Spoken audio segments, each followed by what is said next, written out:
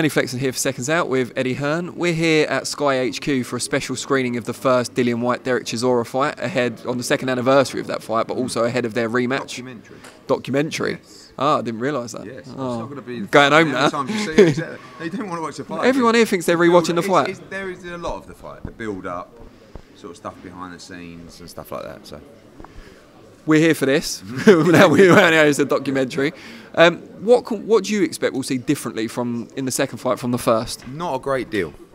I think that both guys have got it in their head that the way to win this fight is to break the other guy, not just their jaws, but just their heart and their attrition. That's very difficult to do when you're talking about Dillian Whyte and Derek Chisora, because they're both guys who are just always ready to fight. Particularly Derek, who when he's in the right mood, is a nightmare. And, you know, we've seen him like when he went to Monaco to fight for the European title and he just didn't really fancy it, and then he turned up against Takam. It's when he's in that environment, you know, he puts on the Union Jack balaclava and it's almost unbreakable. And that's what Whyte's going to be trying to do, to break him down and break him in every shape or form. And I think Chisora in his head probably thinks that's what I have to do to Whyte.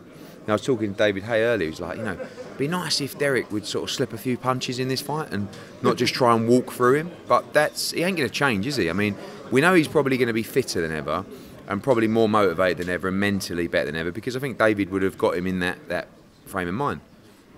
But you know, I do feel that Dillian Whyte has improved since the first fight. I just think it's going to be a war. I think they're going to pick up literally from where they left off in the first fight and start round 13. Now, you mentioned David Haye just now, he's here as well.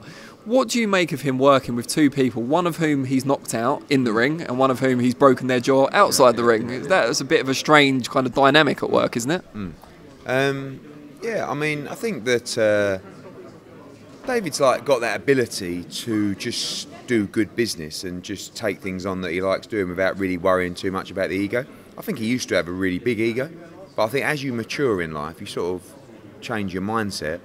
I think he admires Derek Chisora, and I think he's looked at him, particularly in the Takam fight, and thought, oh, man, you've got ability, you've got potential, but I don't know whether he had the right structure to his lifestyle, and David feels like he could improve on that, and he would have.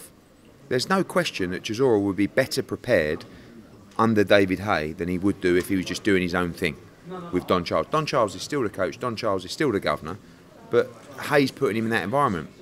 You know, he's allowing him to sleep in the hotel by the gym. He's about to have his food cooked for him. You know, his massages, his rehabilitation, his strength and conditioning, all the things that he didn't have before. Is that going to make him a new fighter? No.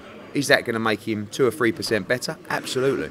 And he'll need that against Dillian Whyte. Dillian Whyte is preparing meticulously. I think a lot of people with Dillian Whyte just think he's a thug, but he's not. He's a world-class heavyweight who is preparing diligently for every fight that he's in, and this fight no differently. So I'm expecting a war. I do think it'll end by knockout this time, and I think that'll come later on when both guys are physically exhausted.